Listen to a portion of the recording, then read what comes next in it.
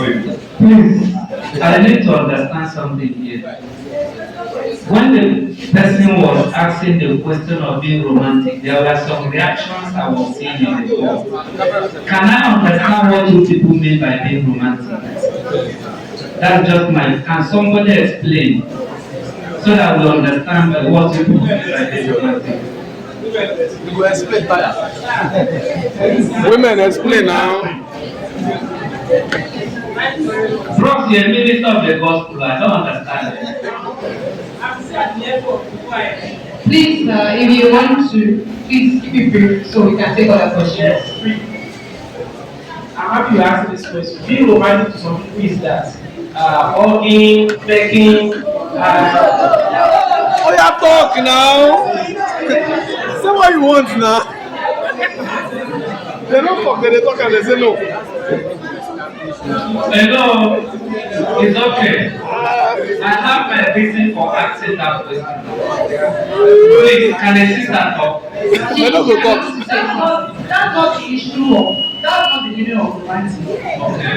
For a lady, romantic means somebody who is intentional to appreciate me.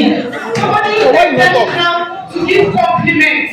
Somebody who is intentional to see, oh, if you're looking nice, you're beautiful. So you can say, Aww.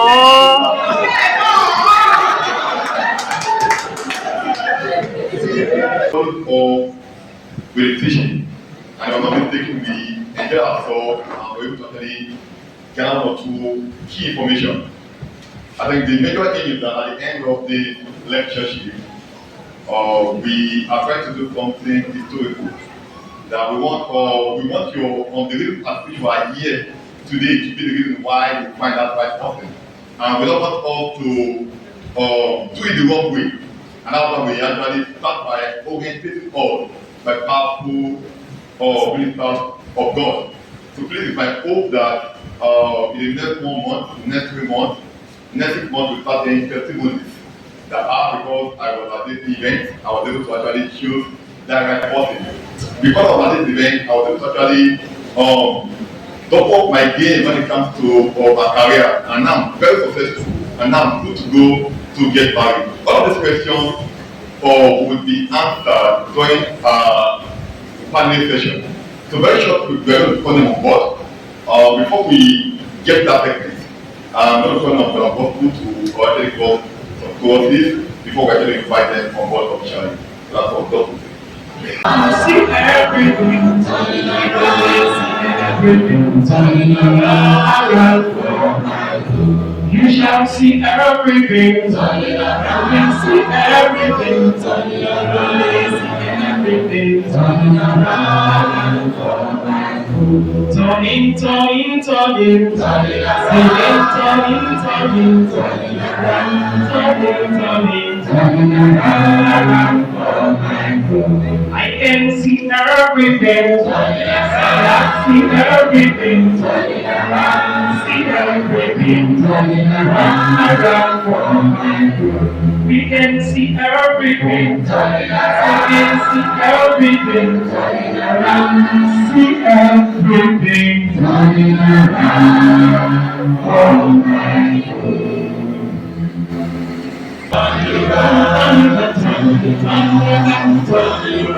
Don't let anybody turn you back. Don't let anybody turn you back.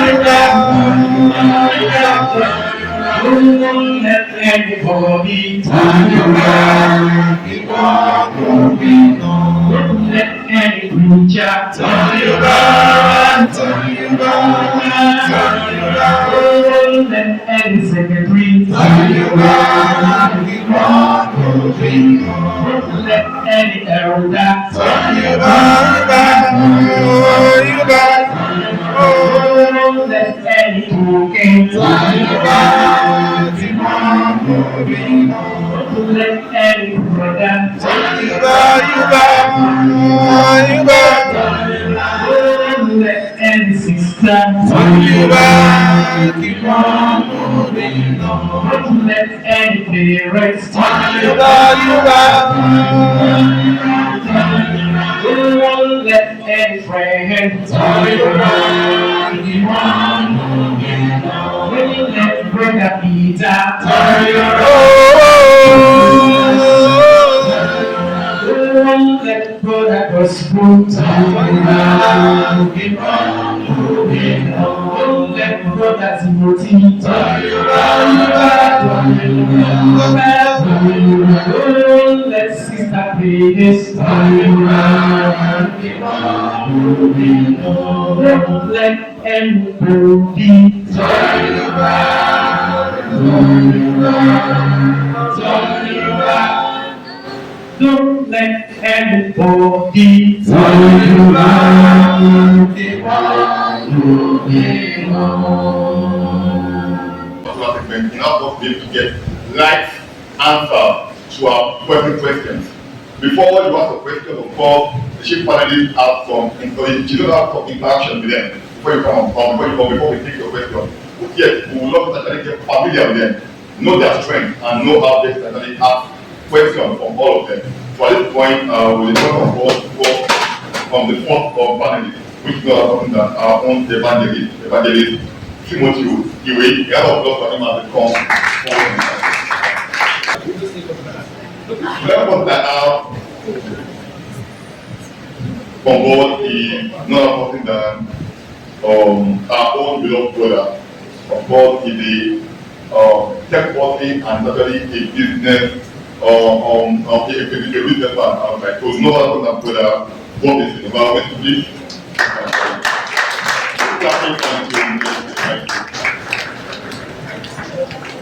The next person I have here is a sister. Of course, she's a journalist and she's equally an entrepreneur. Joining us work on board, Sister Ife Oluwa.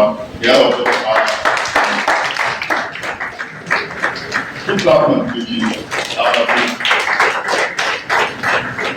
For the next person who will be bringing on board is not other than our own beloved sister, Dr. Sarah Robert from Church. Can I give an introduction?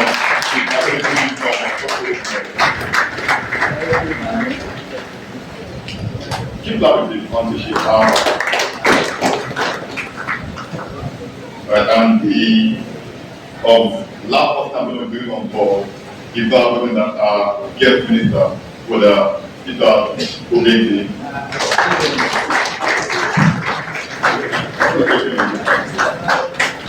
At this point, I will introduce all our chief panelists, no other than Sister Tumilayo.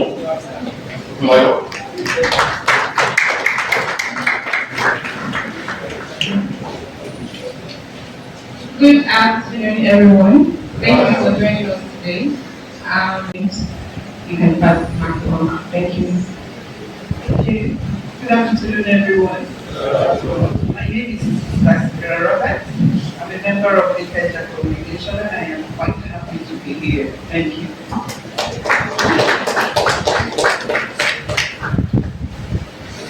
Good afternoon once again. My name is Peter Subente, an evangelist. Right now, I preach at Oyero. And for information, Oyero is not far from where you are now. So, when else we call, because I have my mind for a very big seminar for youth. And I pray as it incubates my brain. It's going to get a lot of people from Abuja everywhere to come. So please put it in your diary. One of these days you'll be called to come. It's not too far from where you are. So don't say it's a far distance. So it's my 30th year in preaching. And I'm glad to be here. Some of the kids that we had are now men. That's all I am. Thank you very much.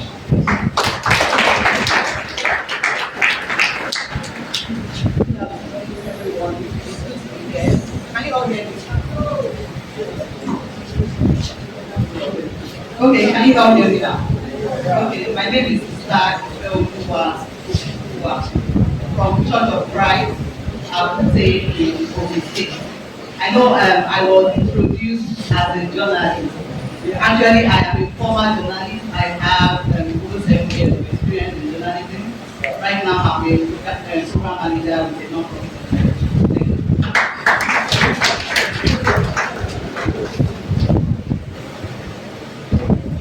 everyone. Robinson God is my name, a member of this congregation, and your brother as well. Thank you.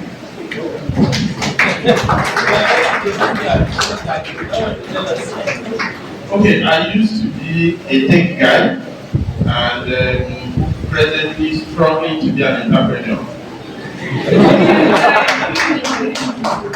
That's awesome. Good afternoon, all. I'm Tim Iwe from Satellite Church, presently I'm a Bible teacher, and I work via Valley Bible Institute, and also an entrepreneur. Thank you. Thank you very much for the introduction. So to kick off the session, we have the theme becoming whole before marriage. Now, the ideal path we're trying to get to is a successful marriage. Okay, the world generally has given different guidelines, standard ones that everybody has their own opinion as to how they were before they got into their marriage, their relationship with their fiancé or girlfriend, what they had. Now, the question is, as Christians today, young adults, we have the access to social media and we're learning every day. Okay, what are those things that we need to look out for when people give their advice about I did this before I became successful in my marriage? We know there is no standard for that. Okay, we would like you to point out as to things to look out for, so we don't just move and go against. Thank you.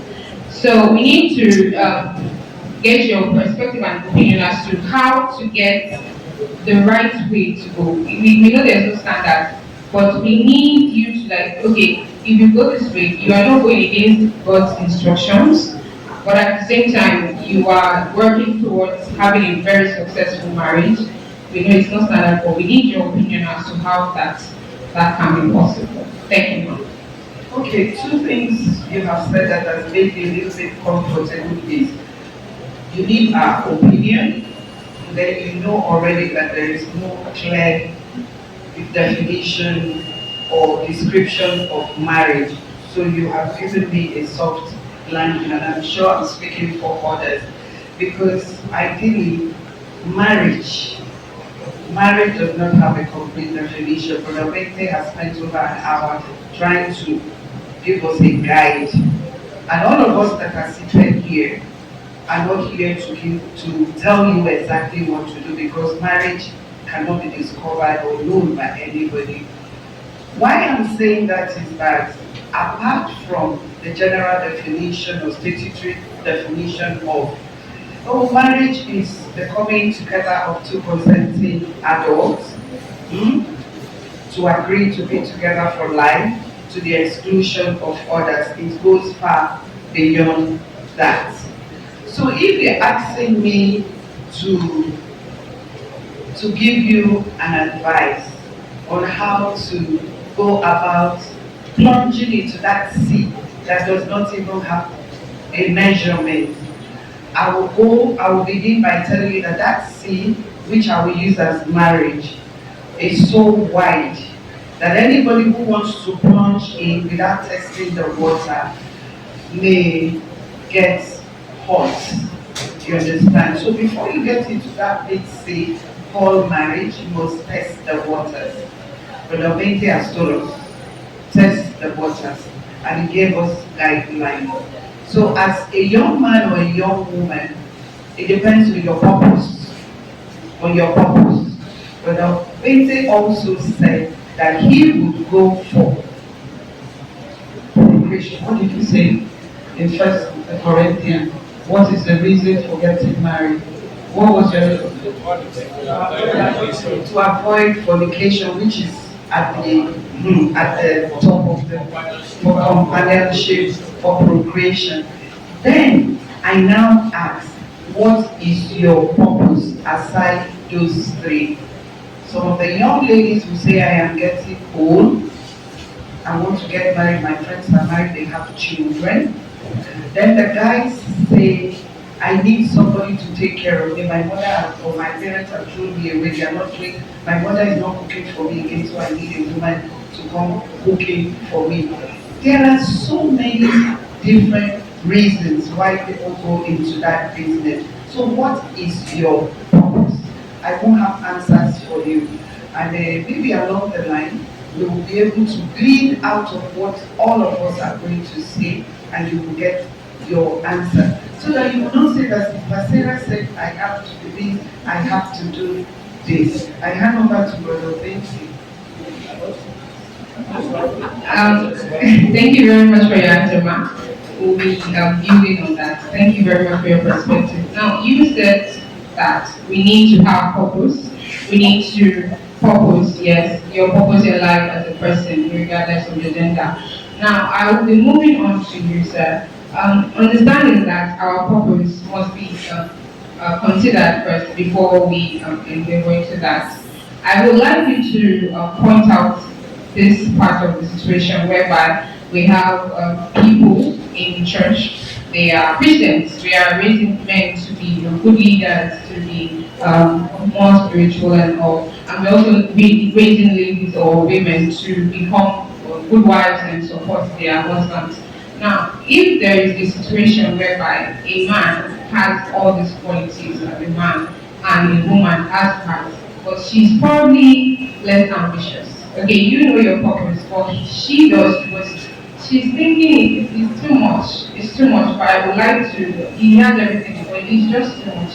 What would you say in that scenario? Well, thank you very much. Like I said earlier, when you end up with, in the sea of, humans within the church, there are several, like a young girl, you may have 3, 4, 5 persons approach you, then you end up picking one man. Same thing happens to the man, several other ladies, then you pick one. As soon as you end up with that one individual, then that's your destiny and your destination.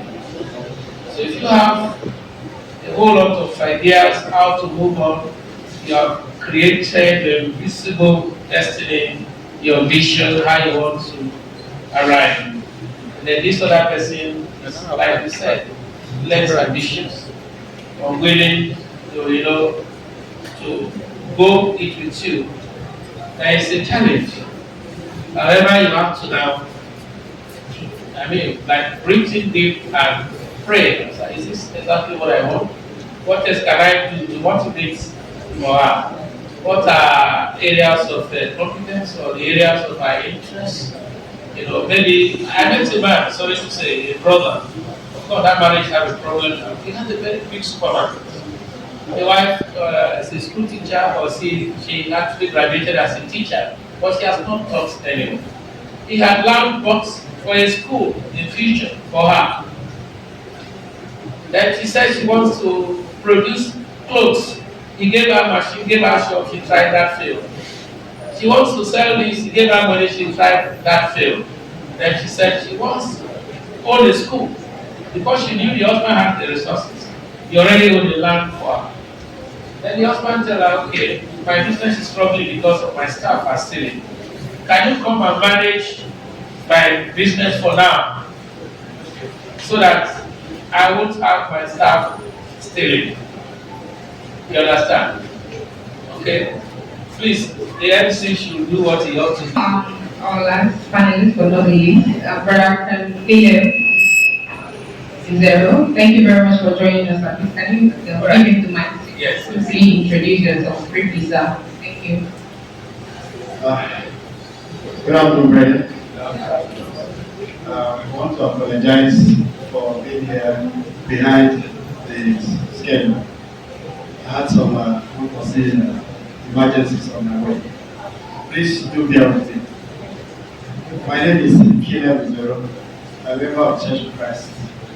Formerly here in Zonda, but presently the NASC Water. So, Something interesting about yourself, sir. Concerning the program. Well, about myself, I'm a businessman. I'm not a preacher. I'm not a spiritual leader. I I do business, and it's what I have done, from 2000 2002. I began my training as early as 2000. Yeah, 2000. I completed my training around 2008. I commenced my business.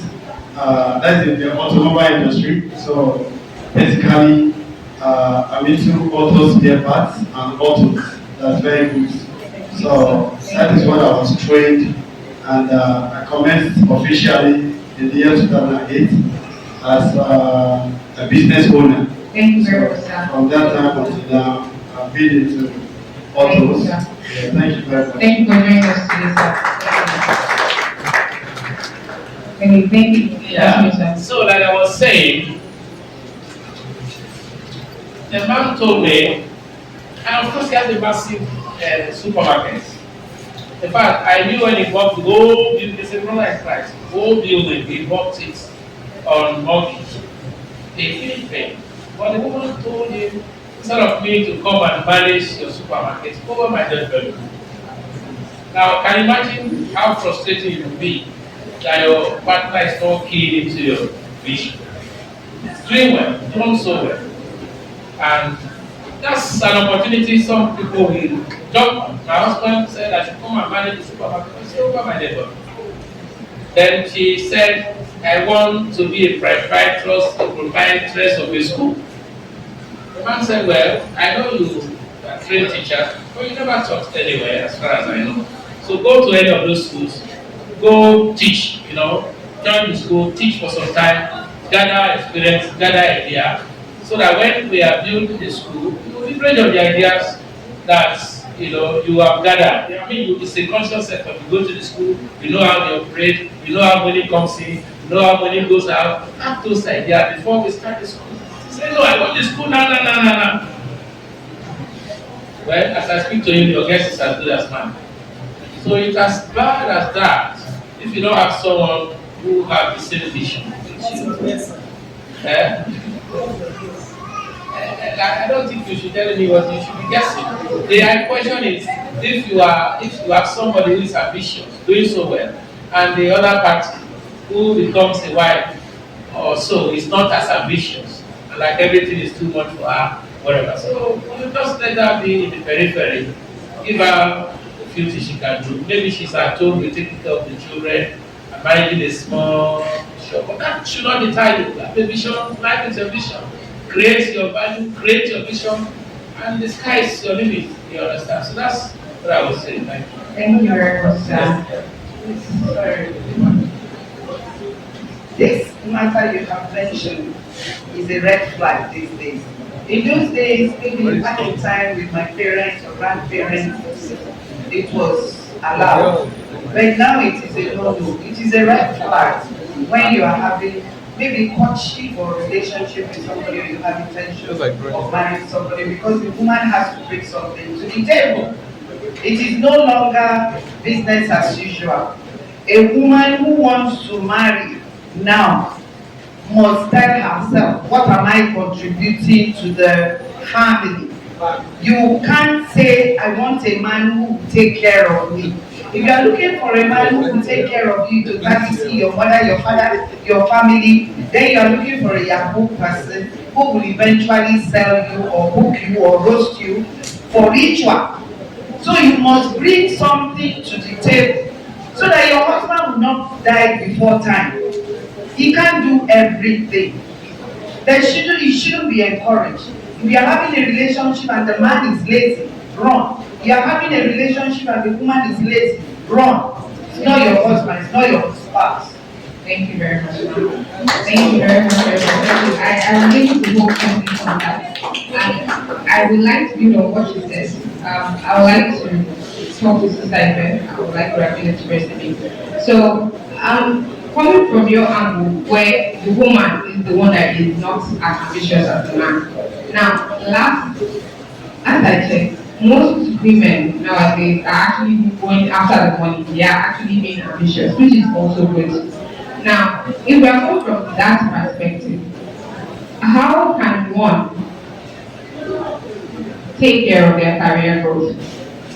They're trying to grow, and at the same time, they're having their family or their relationship right now. We're not yet married. So, in a relationship, is that that's to you.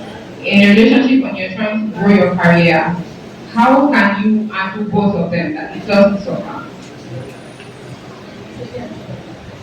Okay. So naturally, as a woman, in a relationship, you should have ambition, you should have what you want to achieve. And when you are courting your partner, it's not. Hello? Okay. So when you are courting your partner, these are some of the things that you need to discuss. If you don't want to be a housewife, be clear about your career goals. I don't want to be a housewife. However, I'll have children. Have an agreement and arrangement how you cater to your children while you're at work. If it's to work together with your spouse, you find the arrangement that suits you. And if probably you find out that it will affect the upbringing of your children, you can still decide to go into business. Business that offers you flexibility to be able to pick your children from school, to be able to cater to your children. So there are two ways to it. If your career goal is to be in the corporate world, working in the office, have that understanding with your children.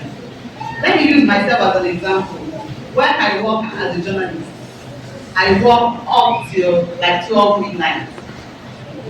Sometimes I get home around 1 p.m., 2 p.m. in the middle of the night. So I had a nanny that takes care of my children. But it got to the point I said to myself, my husband wasn't complaining.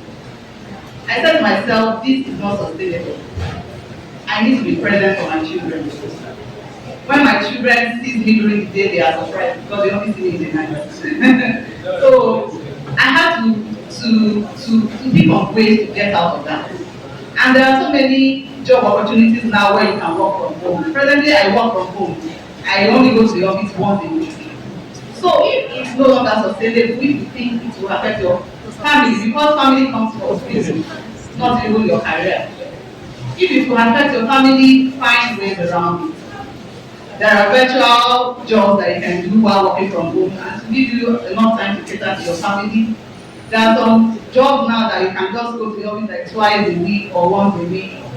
So I had to make that decision. I think that was in COVID year.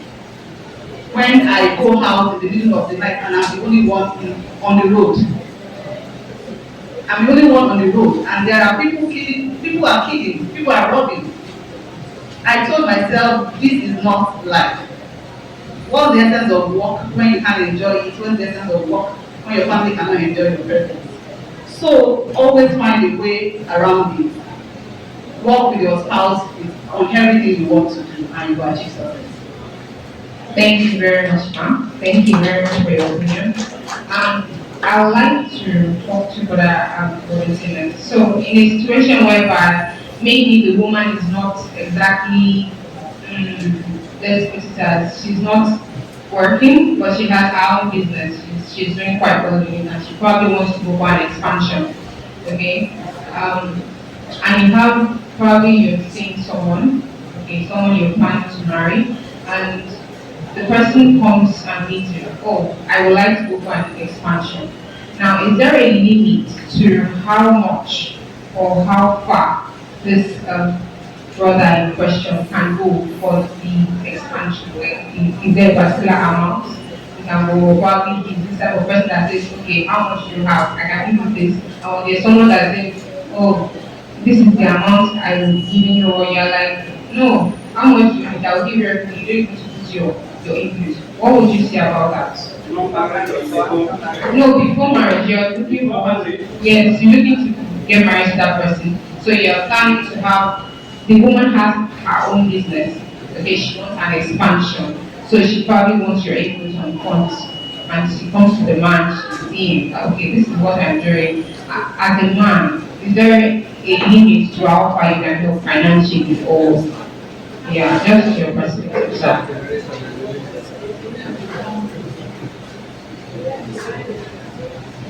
Okay. Thanks for the question, but I think it's a difficult one, but I will try to be as direct as I can. First, planning to marry does not mean marriage. There are no guarantees. If you are setting out to help as charity, go ahead all out, no limits, to the best of your capacity and endurance, knowing that you are bringing this money out to help somebody, as you call it. But if it is business, have a firm agreement that this is what I'm bringing in and this is what I'm hoping to get out. This is the terms of agreement. This is how we are going to run this expansion or this business, and be clear on it, document it. Let everybody own their part. Let everybody commit to and agree to the terms of the engagement. Then you proceed. If you don't, you will come back to begin to cry. What if the relationship at the end did not succeed? How do you recover? Will you start crying? Would you feel that you've been cheated? So if it is not clear, then don't get involved. Thank you. Thank you very much for that. I actually got enough from that. Okay, so now I'll move to our evangelist. So in the world today, we see situations where we have our sisters or some of our brothers. They are trying to get married in the Lord. Okay, now most of the time, some of them are of the excuse, or I won't call them an excuse, more of like, okay, this is what is happening. I can't find someone that is my standard. I don't know that we don't have someone that meets their standards here. Okay, so they are getting older by the year, yet they are not finding their standards. Now, from that, I'll have two questions. Would it be justifiable if they went outside? One, and two, what would you say to them firstly? Like, what will you say to them? Okay, this is your reason for not getting married. Thank you, sir.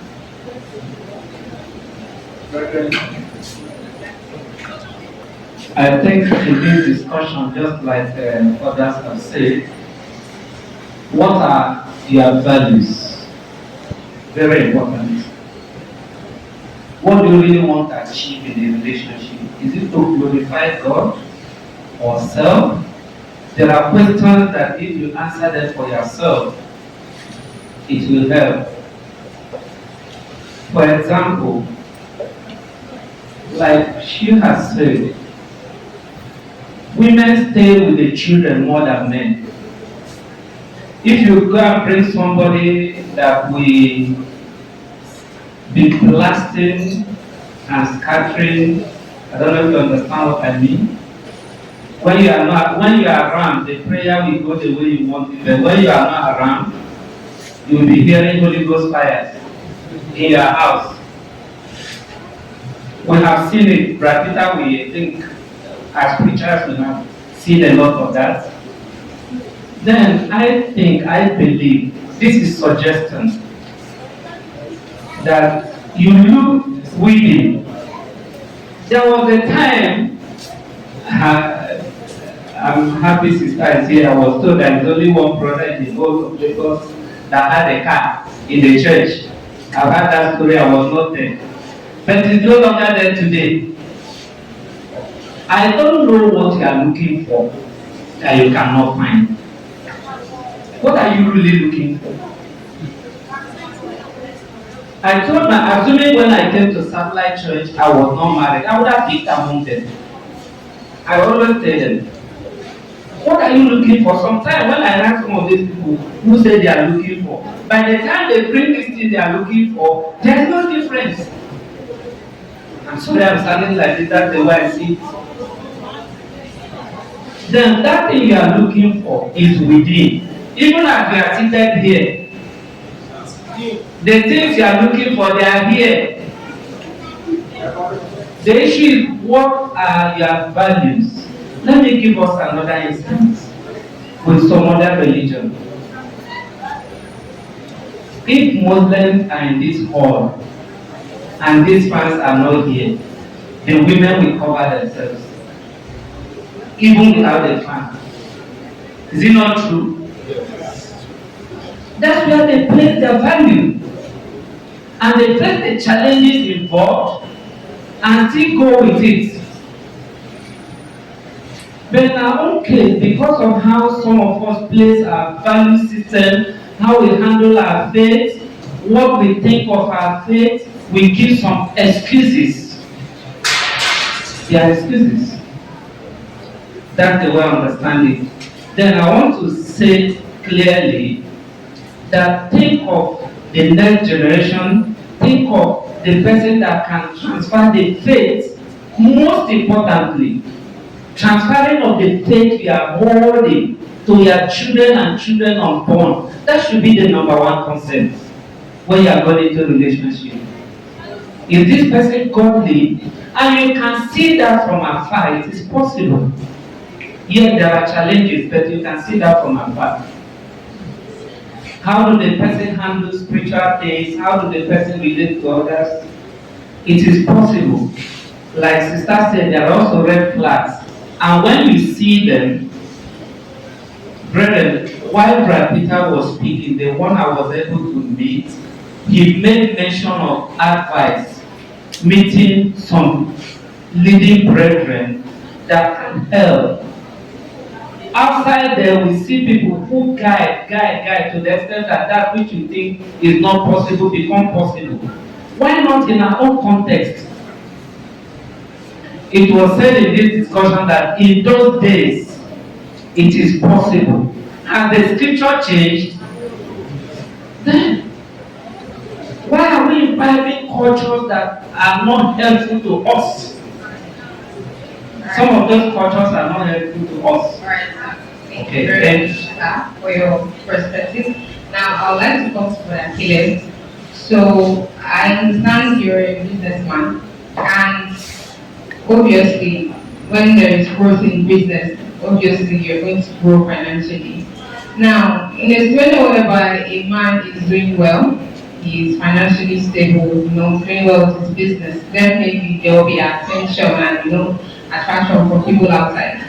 Now, it's left up to the person to understand, how do I know that this person is here, not because of the money I have, or because the person actually genuinely wants to be there. I'm coming from the perspective of talking about females getting attracted to men that have more financial stability. So how would a man be able to know that, oh, this person is here, not because of my money, not because I am doing well currently, but because this person genuinely likes me or sees me for who I truly am? Please, very briefly, sir. Thank you. All right, thank you. Well, I will answer by saying that the challenge that a lot of successful young men and women are facing today with regards to relationship and marriage is very hard, because it limits the chances of you getting to know who truly is there because of your person, because of who you are. So a lot of people are there just because of what you are, what they are going to get from you. So you have a lot of persons giving you attention, whether you're a man or a woman, you've succeeded in your work or business. So the high chances are there that you are going to pick wrong. High chances. But for me, I think one thing that is important for me as a young person who has succeeded is that self-discipline. Discipline is one thing that should not be negotiated. It's a necessity. It's one thing that if you lose, then you will lose yourself. And if you lose yourself, you lose everything you've gathered. So, having succeeded in life, there is need for you to be disciplined and it helps you to be in control. It helps you to be in charge of your life and not just dive into anything that comes. So discipline with regards to how you relate, with regards to how, like, let's assume I have a workplace, for example, and I have up to 100 female workers that are working for me in my workplace. So if you are not very disciplined, like, you will be looking at, oh, how do I get these people make advances. They make advances at you somehow. Some of them just try to be nice, not really, but because it's an act kind of thing. So, but when you are a disciplined person and you are somebody that is focused, you are somebody that you have direction, it helps you to pay attention to what you are doing. So when you put in more attention and you avoid distraction, because women are mostly distraction. So when you put in more attention to what you are doing and just let everybody know, and they get to know that you are not somebody that has time for all this flirting and all that, it helps you to see people who are really doing their job. At a point in time, they begin to say, that man is not serious. That guy, I've been doing this, I've been doing that for a long time, it's not even. So you get to see those who are dedicated and those who really meet your value. Because you have a value, you have something that you expect to get from a woman you want to marry. So you'll be able to observe, to see that value that you are looking out for in a person. Thank you very much, sir. Thank you, panelists, for your answers so far. I would like to take this moment to ask our audience, if you have questions, we have writing materials going about. If you have questions, you can write down, and if you want to ask, you can also stand up to ask. We'll have the mic passed to you. So we have questions. Okay, so for those that are currently not raising their hands, we have 1, 2, 3, 4, 5. Please, you can take a number so we don't miss you. 1, 2, 3, 4, 5. So for those that are currently not raising their hands, you can write or note them down so we can take them probably after we have these questions done. So please, the first person, we'll start from there. Please, let's start from there so we can move. The man in blue, yes, you have a question, yes, sir. Sorry to question. If you also have someone you want to direct a question, you can say it. If you have someone you want to ask a question. Good morning, Bedouin. Michael, my name. My question goes thus.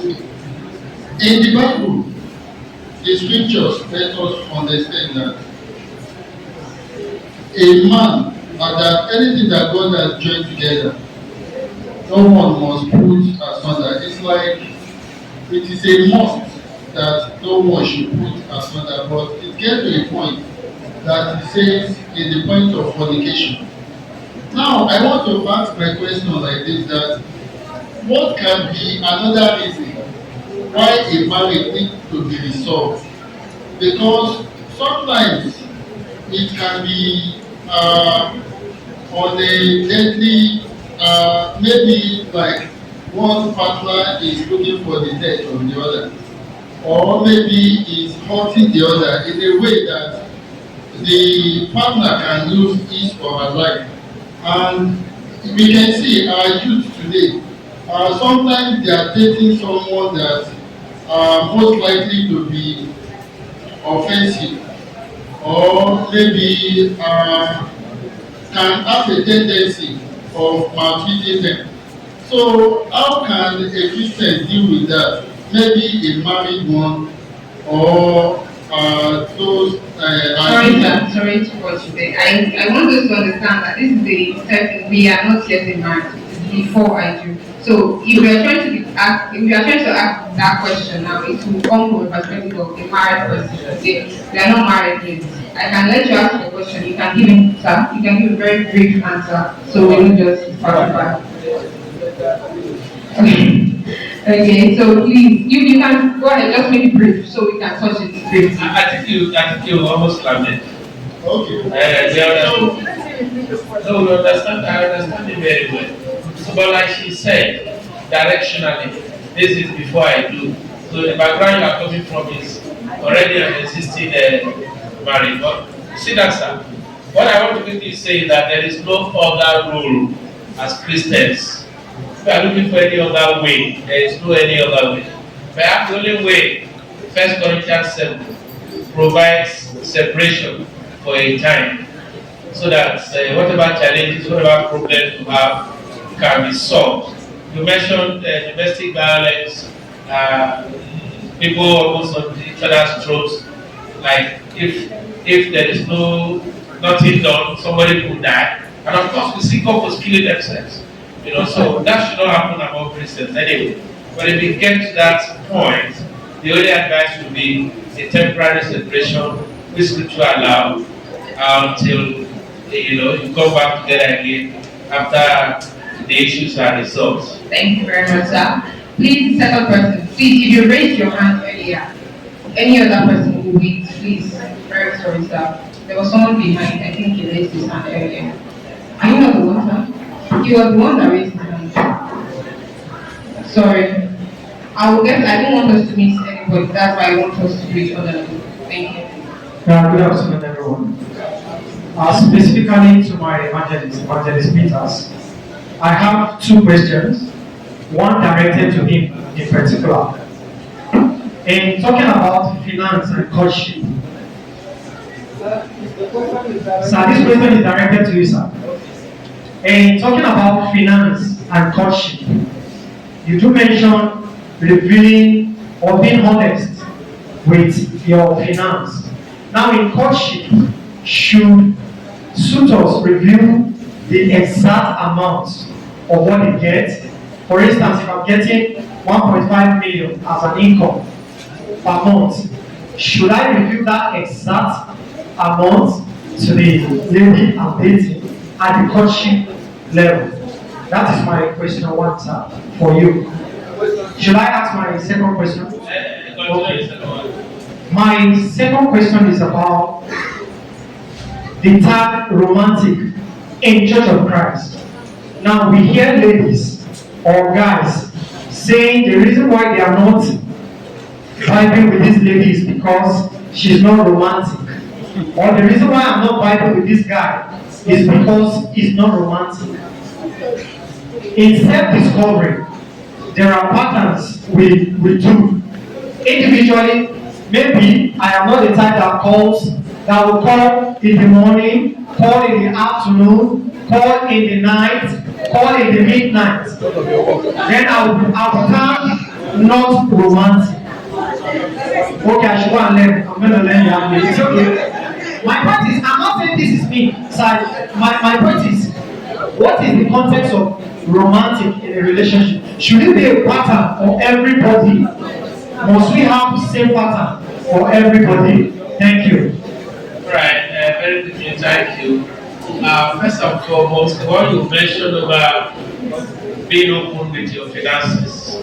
Ideally, yes, everybody should be open in everything, so that when you don't have, the trust will be there to believe that yes, you used to have, and when you have, you do this, you do that. When you don't have, everybody understands. However, at the conscious stage, like we said, there should be testing the ground.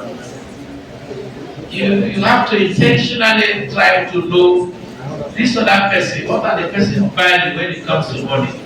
Like you mentioned, a very successful person now, like let's say the figure you mentioned, 1.something million as your salary. Maybe the person coming to the table, they have far less or even more, we don't know what.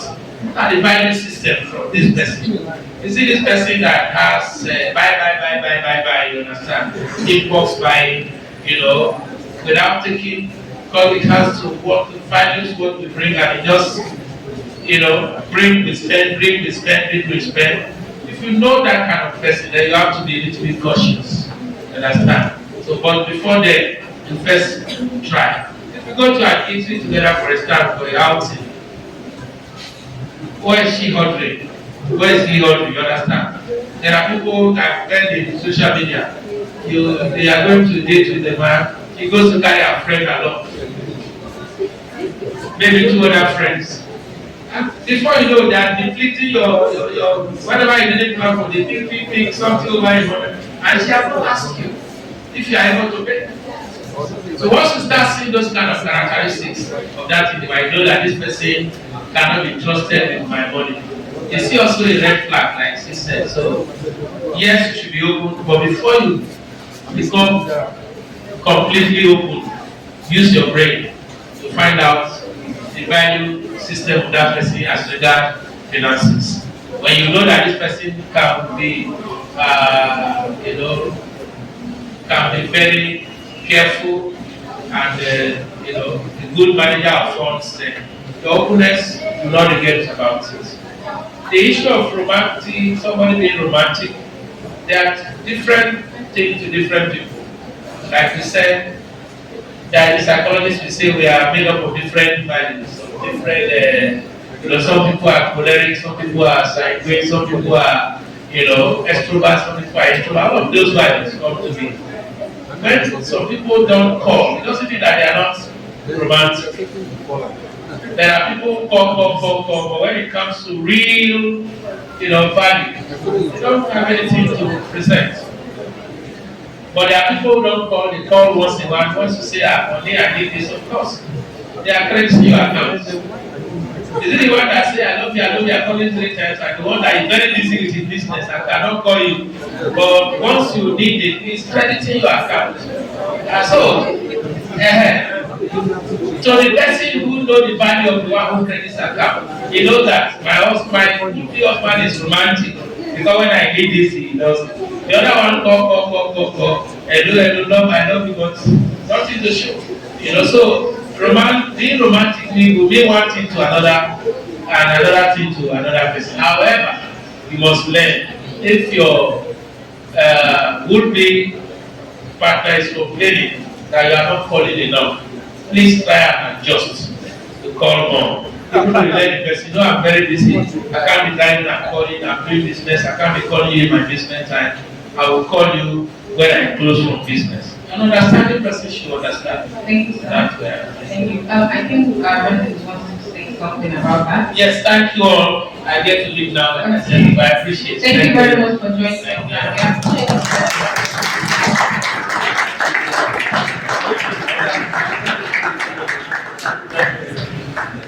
Question for you, sir. Please, I need to understand something here. When the person was asking the question of being romantic, there were some reactions I was seeing in the call.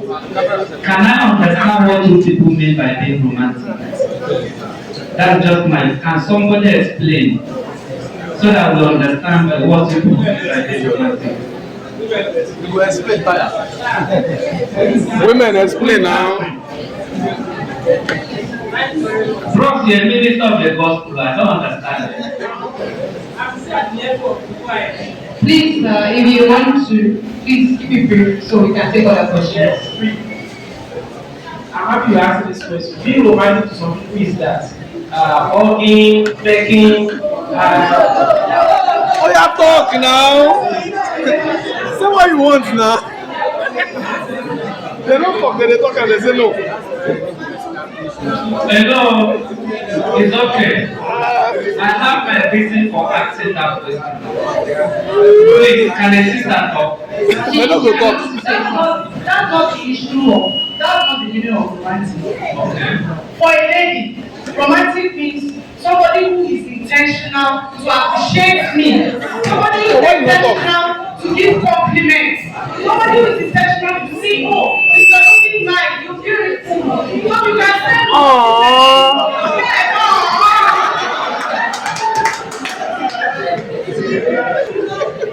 Hello, brother. You see, a lot of times, this fantasy feel ahead that we major in it and leave the reality. And that is why we are having this discussion. Like Brad Peter said, I must tell you, a young man who is busy pursuing his future for the family may not have time for those things you expected, and you will miss it. And you will miss it for somebody who is less busy, having time for your however you I want to, sister will speak also. The issue is this. Do not, because of what another person is thinking or doing, you think that is the main thing. Feeling most of the time is not the same thing as sacrifice. Please, am I speaking? Our feeling most of the time is not the same thing as sacrifice. There's somebody that may tell you that your clothes you are wearing is beautiful. But when you ask him, can you get cash to get another one, it becomes an issue. Then please balance your understanding of what it means to be romantic. Just balance it properly. That's what I'm thinking. Please, you want to say something? Okay, I think our problem, which dates back maybe decades ago, is hinged on this particular matter. Because we ignore the substantive things and focus on the trivialities. I hope you understand what I'm saying. I said earlier that the world is changing, but that, be that as it may, let's not forget what Ephesians chapter 5 says, that Christ is the head of the church. The husband is the head of the wife or the home, and the wife is subject to the husband. Now, there are different responsibilities for everybody. The husband has to love the wife, just like Christ loved the church and gave his life to it. Can anybody explain that? It's difficult. It will take a whole day for us to explain that. But the summary of the matter is that if you are a man and you know you are ready to marry, there are certain things that must be in place.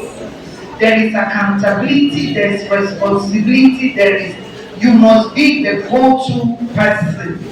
Now, before the woman begins to think of even submitting, there are certain things that the man has to do. Because immediately you do these things, you will hear your wife begin to sing Odogu. I'm not going to tell the man what he needs to do. So if you are expecting me to tell you what you are supposed to do as a man, before you attract that woman, I will not tell you. If you have put everything in place and then you behave, no matter how busy you are, no matter how responsible you are, let that woman know that you are ready to marry her. And the woman also should not live in a bubble. If you are willing to marry that guy, take a look at him. Is he a tech person who sits in front of the system the whole day, and the only time he has is to begin to come back and they not even have time for you, but you know that he's responsible. You guys have sat down, you discuss certain things, and you know, okay, this is the kind of person he is. He's not a businessman who is attending a show, selling, who has a big shop and is a multi-millionaire and comes back at home at 6 p.m. By 6 he's at home and I would have prepared food for him. He's different from somebody who is a white-collar person. So what is your purpose for wanting to marry that guy? And the man also, what is your purpose for wanting to marry that woman? So romance, I don't understand. Is it not? It's not wrong. It's not wrong, I tell you. The woman must also be busy as the man is busy. So that at the end of the day, both of you will come back and talk about your activity for the day. It's not about if you sit down to be expecting it may not be there. Woman, get busy, while as the man is also busy, so that you don't complain so much. Thank you so much, and I really appreciate everyone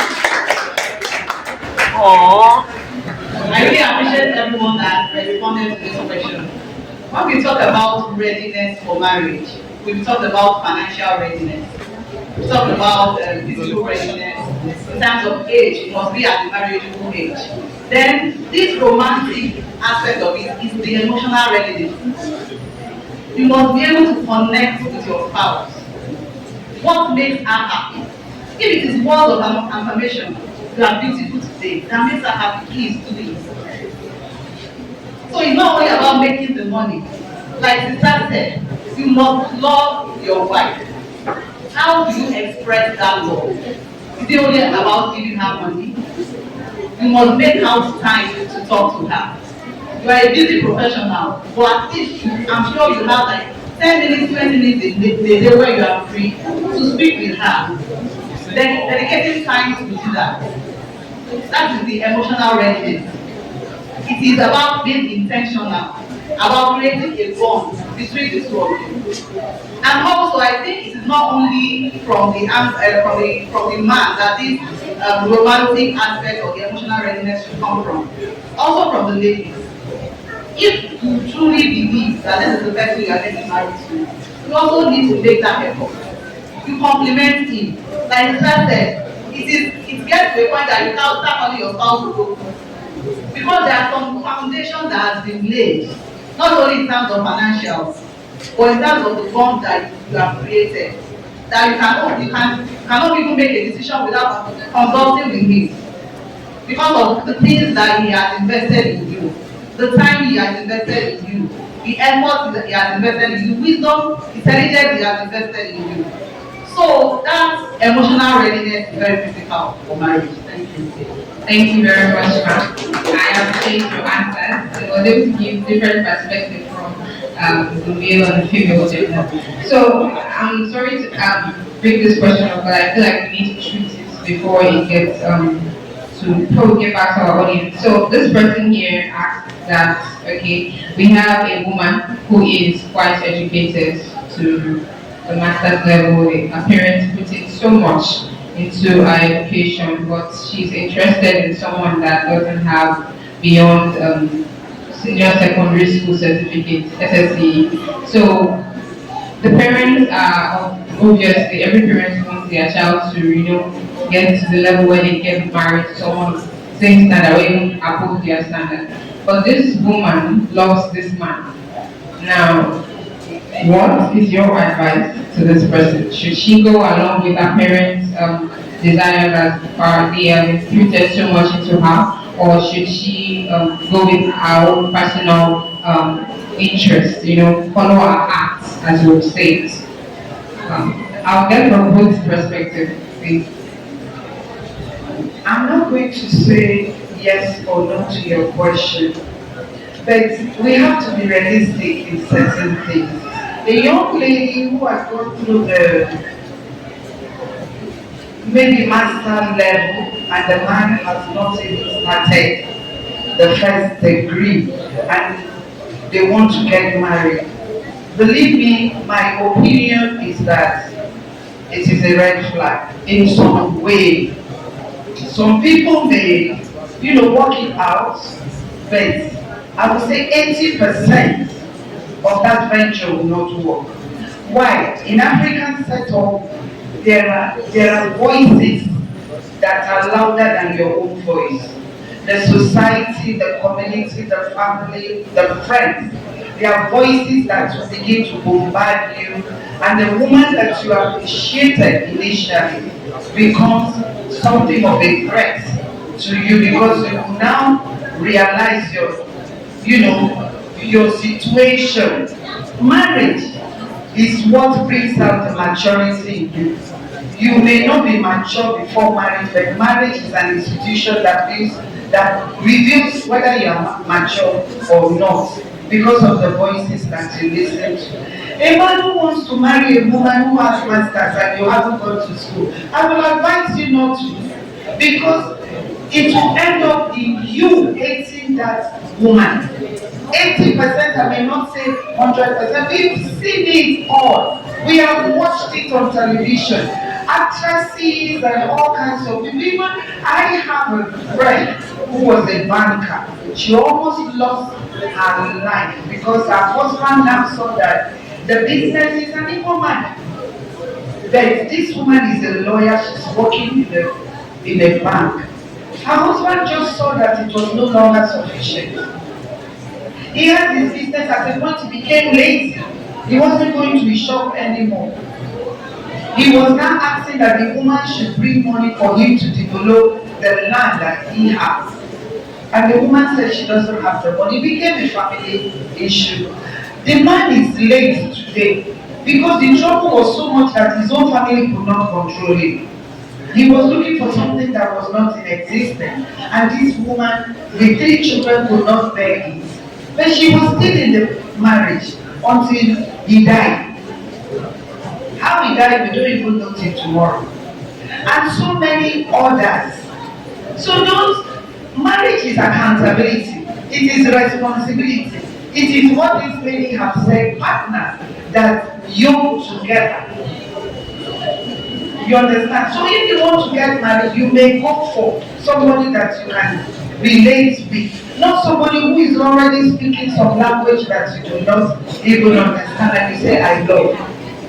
But if you have gone to school and to a level, even if it is first degree and she master, look at Okonjo Iweala. I'm sure Okonjo Iweala is highly educated. Even more than her husband, unless the husband is doing it quietly. If you are the kind of person that is likened to Okonjo Iweala's husband, then I would say go for it. Because this man quietly encouraged his wife to go to university, to acquire different kinds of certifications. She says it all the time that her husband is a bad role. While she was in university, he was at home taking care of the baby, changing the diapers. And today she respects her husband and her husband respects her. There are so many examples of that kind of thing. Are you willing to be like Okonjo Iweala's husband? If you are not, do not even test the water. Thank you, ma'am. I would like Robert. Yes, I want you to say something concerning this. Yes, because coming from a maybe let's say a male's perspective, but let's make it more like if you are the person who came to you is advise me. Yes, from a male's perspective. I mean, still the same context. She's still a master's degree holder and he's an SSG. What's your advice? Okay, so for me, first, today is not as important as tomorrow. So we set what tomorrow will be today. There are chances, just like she has said, that tomorrow you begin to discover that you are not operating at the same level. What will your response be? And what will the response of the world around you be? How will you respond to the response of the world around you? If you don't carefully sit down and think about those things today, you end up making a mistake that you'll be struggling to escape tomorrow. You begin to see disrespectfulness. Naturally, if she's sitting with people to speak, maybe her friends, maybe her colleagues, she's going to be discussing at her level. She might be speaking grammar that you don't even understand. What will you say? Insult. She don't be grammar so that you don't understand what they are saying. It's insulting me. At that time, you want to show that you are the husband, you want to command her around, and she will maybe resist the command or want to pay attention to what she's doing at that moment. A lot of issues will come up. So, except you are meant to be very kind-hearted, very humble, do not. Thank you. Okay, so I want a follow-up question to that. She mentioned that in a situation of one of the great people we have in the country, Okonjo, you said her husband was a backbone. Now, if this situation was the same for this woman, whereby the man is constantly upgrading himself, he's trying to do better, you are like a source of encouragement to him. He is currently taking courses, he's trying to go on online learning, trying to be a better person so he can actually be worthy of you as a master's degree holder. How would you put it? Should she still reconsider her options or should she go ahead? I'll back to you. Okay, so is he doing this because that is what he wants to do, or he's doing this just to be worthy of the woman? If he's doing it to be worthy of the woman, it is not part of him. He's pretending. He's trying to get what he wants to get. After getting it, he returns back to himself. Because it's about self-development. Okay, this woman has done so much, and he is here. Why has he been where he is? What are the circumstances of his background that prevented him from going to school? Was it that he's a victim of those circumstances? If he was, what is he doing to remedy that situation? If you feel that he's having a genuine desire for self-growth, maybe. But if it is not, be careful. Okay, thank you very much for your answers, sir. I know the perspective we came from. So we're going back to our audience. If there's still anyone that has questions that has not been answered, please let it be limited to our topic and theme. Thank you. You can go, sir. Good afternoon. I'm asking this question. Okay, my name is Brother Noble, the Minister of Church of Christ, Please United States. When are you doing? I'm asking this question basically for a lot of people. Because some of us have been in the system of marriage, say, yeah, 2023 to 24 years of marriage now. I'm still looking young because of my wife. But the question is that I have a problem inside the church. When you, before parents choose wife or husband to their children, but based on what Madam is saying and listening to her very carefully, the world has changed and so many things have changed, and a lot of people want to take decisions on their own, especially our children nowadays. In a situation that we have a brother, because most of the time we preach that young people should marry in the Lord, in the church. And based on what the sister Apostle asked, we discover that there are a lot of times that we see some sisters happy in the church year in, year out, and at the end of the day, the brothers people outside to bring another case to God, and the one that is inside the church, they don't get. And we know what is happening inside the church when it comes to short fornication and also a lot of things happening inside the church. Now, in a situation, the sister decided to have favor from a brother, and this brother is a member of Church of Christ, but is from Pronostic. And we know what is happening in the northern part of the country. And the sister agreed, said, this is the man I want to marry. And he's a member of the Church of Christ, faithfully enough. But the parents of the girl is saying, no, we have obeyed a lot of scriptures, but this particular one, our daughter will now go to the north, will now marry this man from the northern part of the country. I want our leader, the parents, all of them sitting down here. This thing have torn the family apart. The sister said, this is the man I want to marry. And the family said, you don't want to lose you to the man. You know, because when after your marriage, where are you going? Not. The Lord. And you know what is happening. What is your advice on this situation? If you are in the position, what will you advise to bring peace and stability in this world, in this time? Thank you. Thank you very much for your question, sir. Maybe let's make that. I would like you to ask this. Okay, I was coming from a perspective of, okay, let's come from tribalism in the church too. That's I think I want to attach it to that. Tribalism in the church as well as the issue of romance in Nottingham. Thank you, ma'am. Borrowing State and Lagos State, right? Or Southern State. I'm a mother, I'm a grandmother of several grandchildren, and then 3 of my girls are married. That has always been my fear, you understand.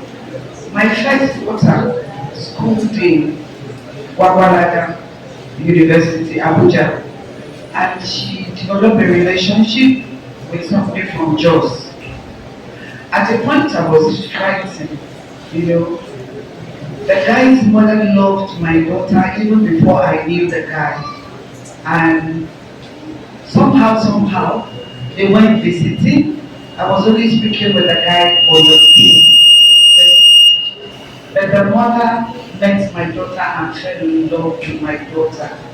I was prayerfully afraid. But you know what happened? Thank God. When I was saying thank God in this aspect, that we discovered before time that both of them were AS and AS. That is, at a point, they said they were going to marry. I almost tore my wrapper, for my daughter. I said, who will carry the child? Is it me like this? Do I look like somebody who will sit down and begin to carry SS children? You have seen the red flag. Inside me, I was very, very happy. Because this war had started already, and I was afraid. I was just waiting for my daughter to come back to me, you understand? And then this happened. I didn't say she should not marry. But when that thing happened, my daughter lost it. The guy lost it. They started plotting that they will marry. There is a system now that you can flush it. You discover you are pregnant, you can flush it out. And I said, you cannot do that. You cannot keep flushing out children like that. What if it was only two you had or one? What would you do? But eventually they agreed, and that ended it. So every woman has that fear. Every parent has that fear from the south to the north. But the only advice is that if there is any guarantee that, having realized that the north, especially the core north, like Borno, there is a lot going on. A member of Ikeja married a guy, a brother, and the brother was a custom officer. And he was on a mission to Borno.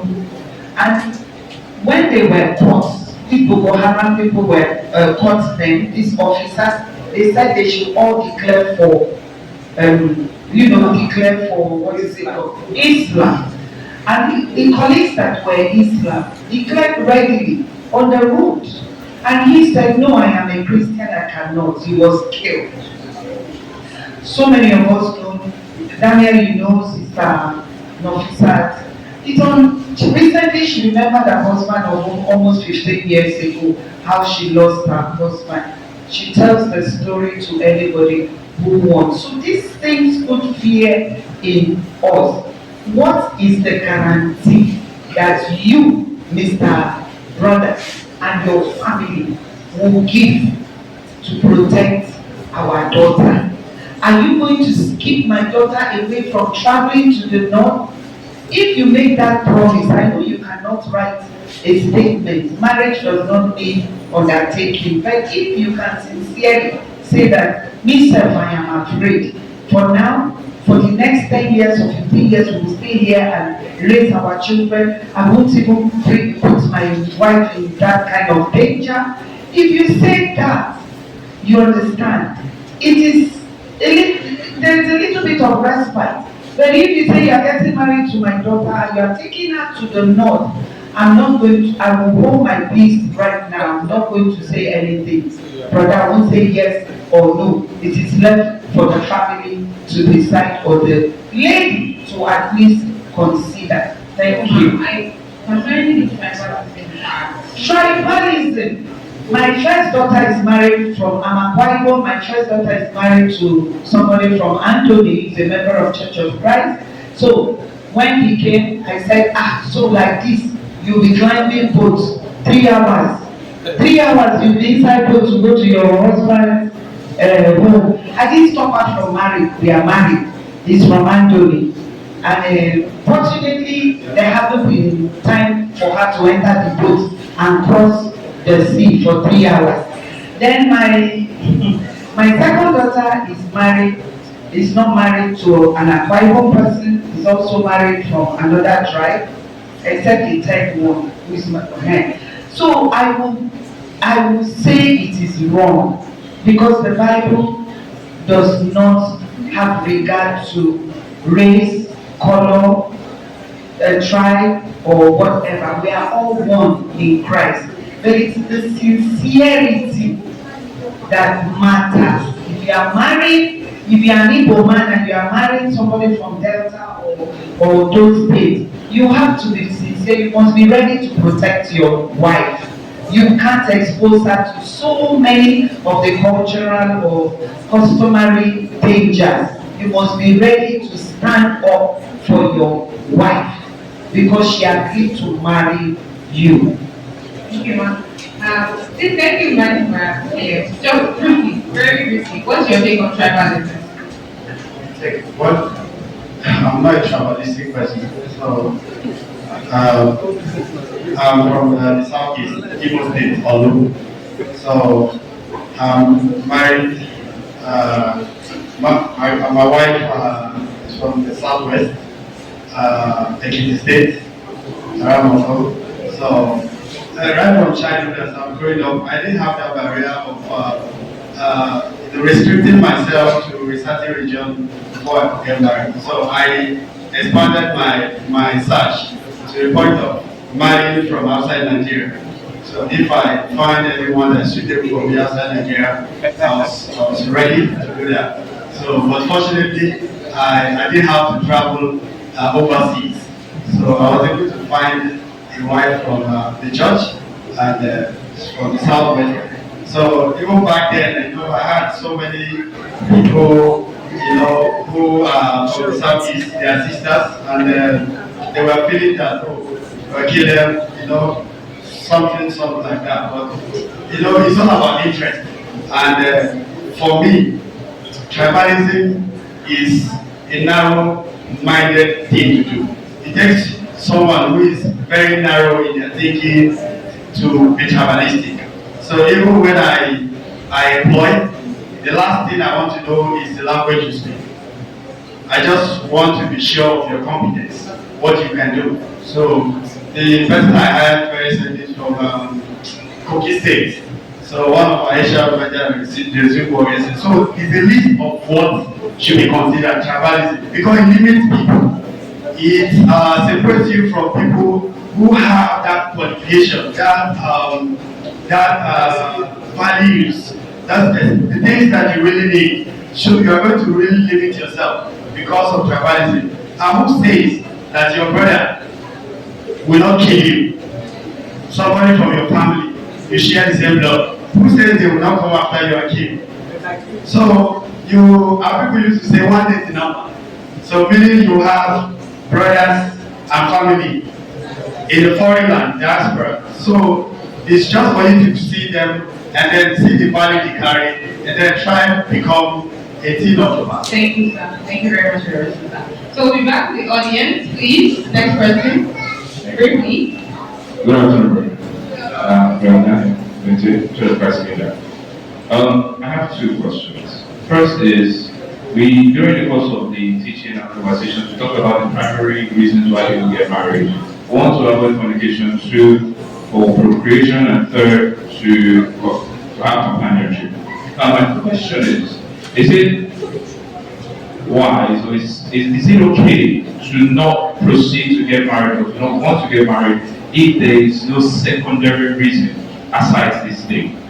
Because if you look at what Paul was saying there, he later said he would have wanted people to not get married, but because of these things, we should. So, is it wrong to look for certain other, let's say, similarities or purpose of marriage aside these three, and before looking to go into marriage? The second question is, how do you begin a conversation about finances during courtship? Right, it seems to be very. I know today it's been played like it's the most important thing, even when it's not. So where exactly does it fall in conversation rather, and how do we begin and when do we start having a conversation about finances? Okay, so we'll have the first question for the event and second for Brother Robinson. Thank you, sir. Brethren, I do not think the speaker exhausted the reason for getting married. It was not exhaustive. You may have your own personal reasons, others may have their own reasons, but what we are saying, these are primary. If there are primary, it means there will be secondary and tertiary. Then whatever may be your personal reason, beautiful, fine, but the point is that there are things that are constant in marriage. For instance, the courtship, the conversation or partnership, even if there is no money, even if there is sickness, even if whatever may be happening in the relationship, communication and conversation will be the primary solution to it. Then that's why the person that raised the issue said companionship. For you, there are things that when they come to you, you may not be able, if you are lonely, it will be, or if you are alone, it's more difficult for you to handle. But if somebody is here to discuss with you, share the challenges you are having, share the joy you are having together, that's why we say it's number one. Two, to avoid fornication, that's obeying God. Also, children, whether biologically or through whichever means two of you are able to get the children, I want to say that so that we'll be able to also understand that part. That's where you care for another generation. You use the wisdom God has given to you to care for another generation. Then, like Rapita made mention of it, you may have somebody who will help your finances. That's another reason. Then whatever might be the reason, however they might be, you may classify them. These we have mentioned because they are foundational. To me, that's just it. Thank you. Okay, when should financial discussion begin in courtship? How should you start figuring out? Okay, so it will all depend on you or the people involved. For example, if somebody, you are meeting somebody and the person, what do you do? For instance, and the person said is a cleaner in a government agency. Commonsensically, is going to earn minimum wage. So you already know that. It could also be around lifestyle. How you see the person, you have an idea, the cost of that person showing up. That will give you an idea. Then deeper discussions will depend on situations. For example, the teacher this morning talk about you go out and the person begin to create expenses upon you. That gives you an idea that the person might just be eccentric. Then you could begin conversation around there that, oh, this way you are going is beyond my budget or my ability. Then the conversation around what do you do, how much do you earn, how do you spend, how do you live your life will come. But oftentimes you might not want to be very direct. And personally, if I'm getting to know somebody for any capacity, I'm not going to ask you very direct questions. We are going to discuss and I'm going to ask open-ended questions. I will ask you several questions that demand the same answer, but in different ways. That way, it enables me to gauge your truthfulness. Because if the question has a slight variation and the answer differs significantly from what I have given before, that would be a flag for me. So I can sit down with you and talk for a whole day, and in my mind, I'm very intentional that this is what I want to find out. Maybe one thing or maybe two things, but I engage in talking for a whole day. So it depends on the human being, it depends on who you are, how you are, and the person, and the responses you are getting.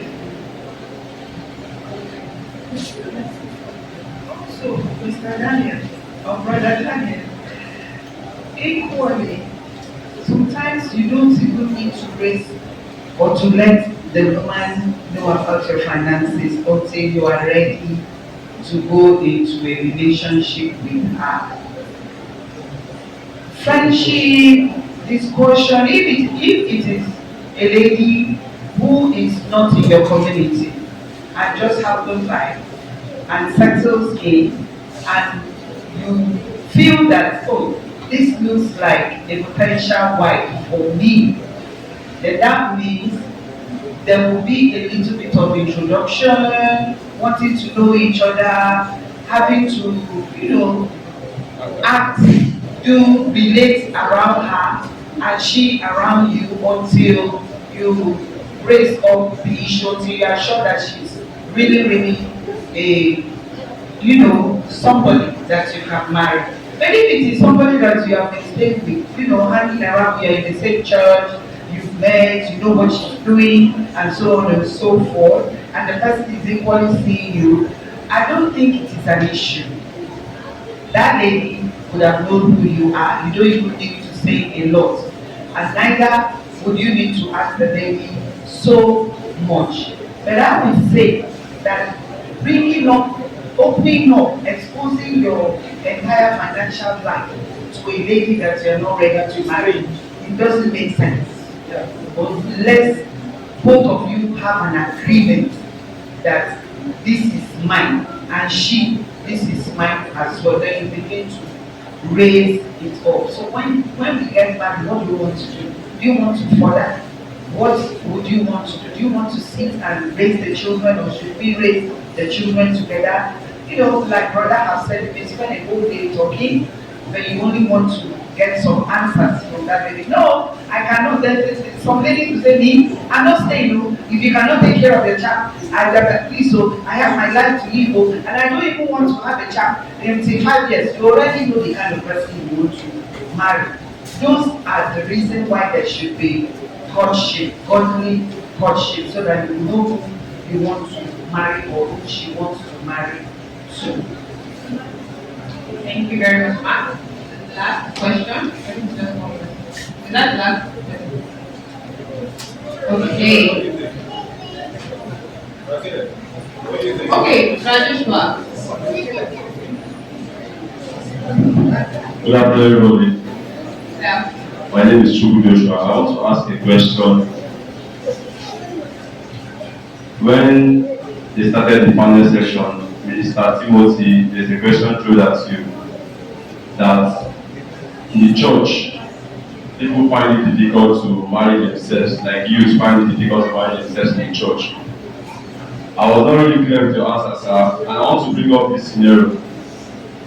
We see nationwide in our North Church, brothers go out to do or convert and marry.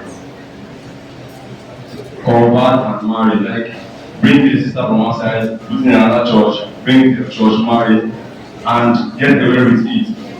Or the sisters in the Lord's church keep waiting, and are not expected to go outside and marry unbelievers. So how do we balance these things in the church?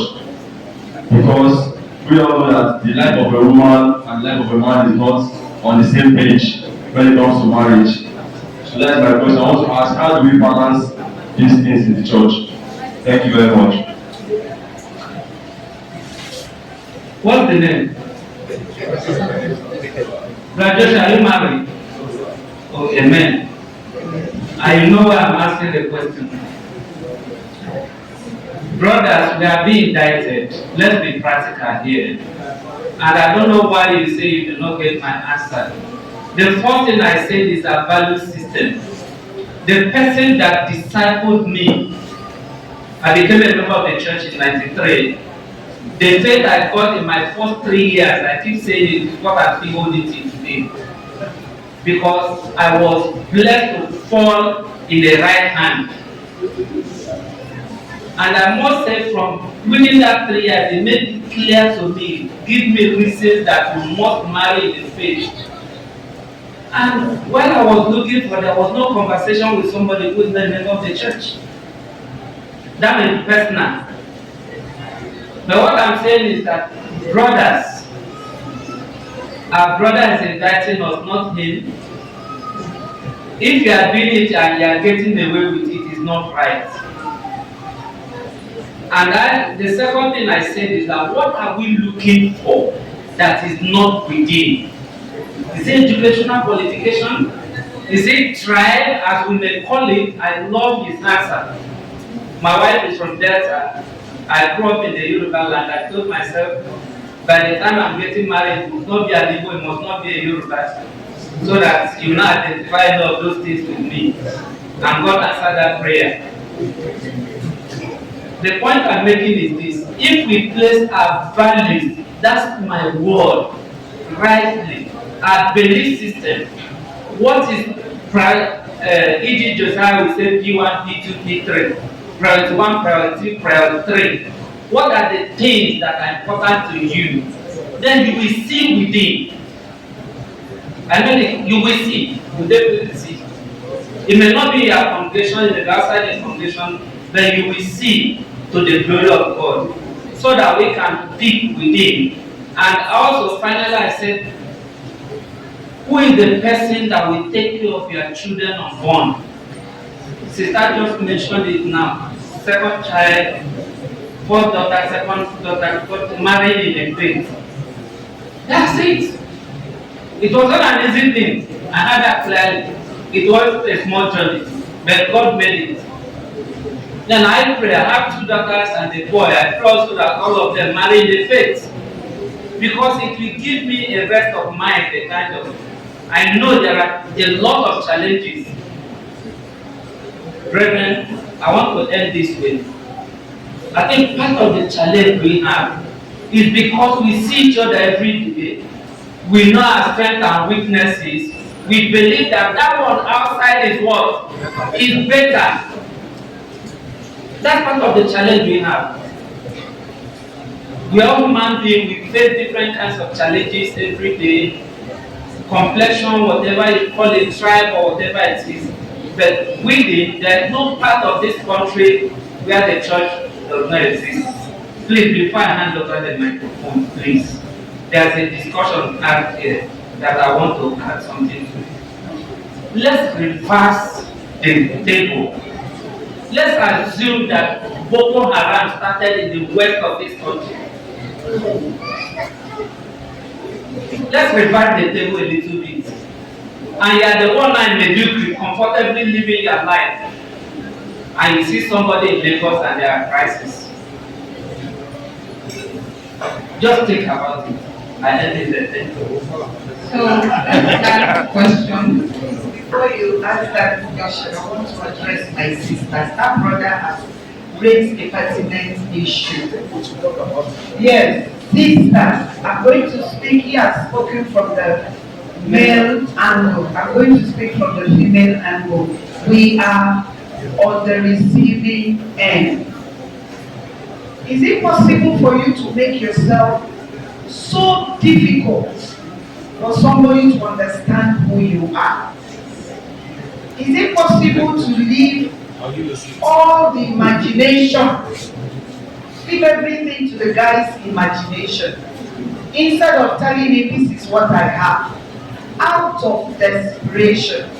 The reason why I'm saying this is that I have had to address this issue with some ladies that I have counseled, and it always borders on fear. I had to sleep with him because he said that he cannot marry me unless I sleep with him. I'm not talking about somebody who is not a Christian, a brother in the church. Why do you allow him to sleep with you? Because he said that he cannot marry me unless he sleeps with me. A lot of young ladies want to do that, thinking that that guy will end up marrying them. But you know what? Newsflash, they will not marry you. And we have all this thing inside us, frustrated. He goes to the village and brings that wife who is not as good as you are. And you cannot say anything because of fear of disfellowship. Because if you tell the church that he slept with me and he did not marry me, they will disfellowship the guy and disfellowship you. You don't want to go through that. So sisters, can you make a move, decide, resolve that that guy, I will not go to his house to do some practice. Let us do the same practice in the church. I will not go to his house to help him to wash his clothes. Let him be washing his clothes until he's ready.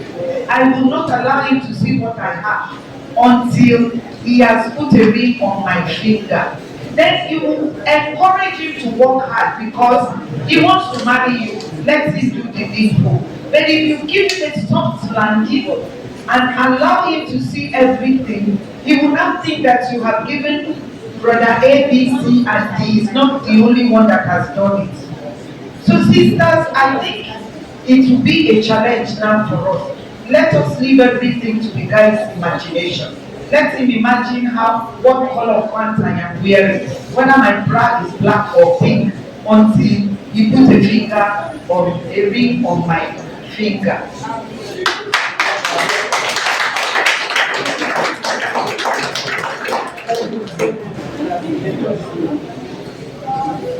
Okay, we have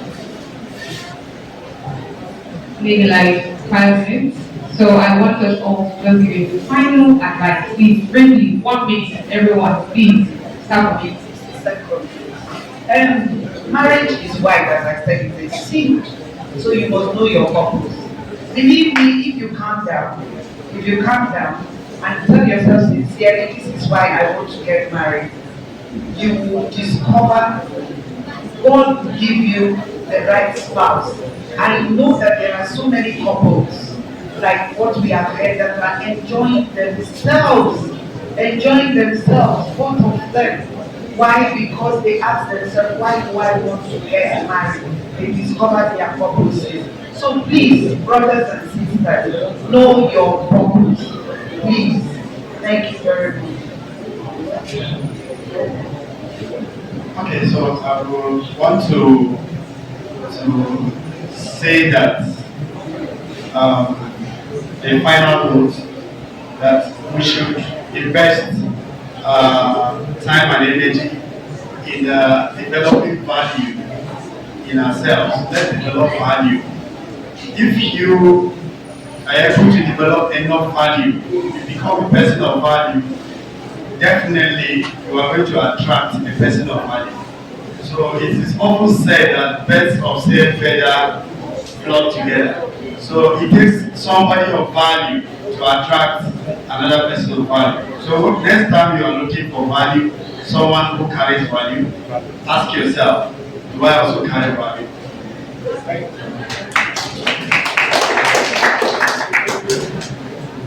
I believe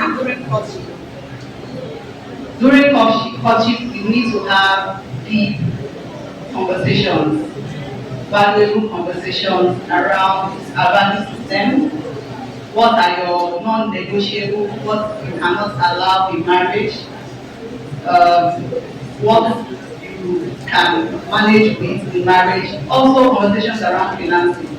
Because what we see among couples that really causes fight among couples is around financing. How do you spend money? If the way I spend money, the way I believe money should be spent, is different from the way you believe money should be spent. Cause disagreement, cause fight in marriage. So we need to, there is a lot of alignment that we have before we go into marriage in terms of how we spend our money, and also in terms of our value system. So ladies need to understand that they are non-negotiable. Identify red flags on time so that you don't fall into a trap. Thank you.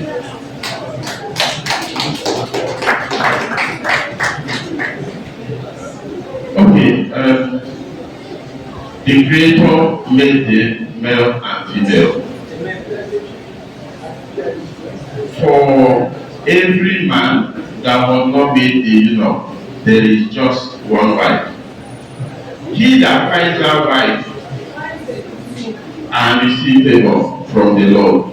So when you go searching, search and be sure that that wife, that one wife, that one husband is where you belong to. Thank you.